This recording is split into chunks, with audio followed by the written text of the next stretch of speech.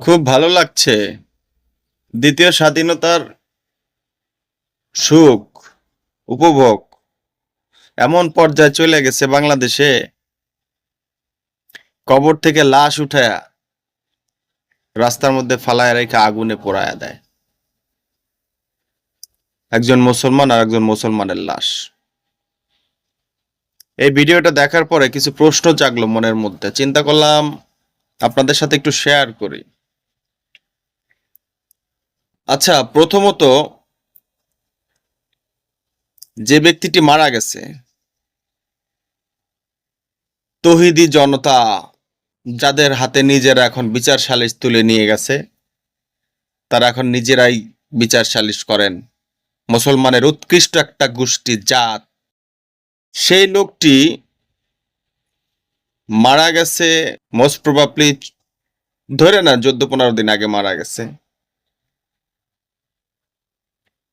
তো একটা লাশ সাময়িকভাবে, এখন যে গরম, তাতে সর্বোচ্চ 3-4 দিন মধ্যে পচন ধরার কথা। 5-6 দিনের মধ্যেই হাড়ের থেকে মাংস টাংস ক্ষয়ে মাটিতে পড়ে যাওয়ার কথা। এটাই হওয়ার কথা। কিন্তু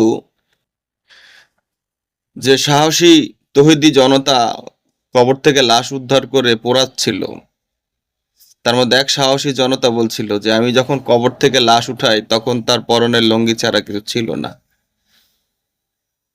কাফনের কাপড় ছিল না। কিন্তু আমার প্রশ্ন কাফনের কাপড় আর লুঙ্গি নিয়ে না। আমার প্রশ্ন হচ্ছে, এতদিন পরে লাশটা অক্ষত কেন?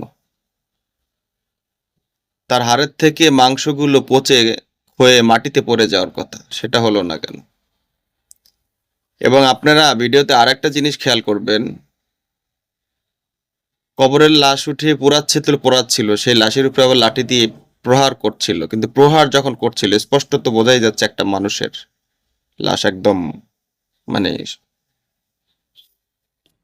এই বিষয়টা একটু কেমন খটকা লাগছে। এতদিনও এই লোকটার গায়ে হাড় থেকে মাংস পচে মাটিতে পড়ে গেল না কেন? প্রশ্ন অনেক আসছে ভাই, বলতে পারি না। দ্বিতীয় স্বাধীনতা উপভোগ করছি তো, মত প্রকাশের স্বাধীনতা আসছে। একটা পোস্ট করলে, একটা ভিডিও করলে,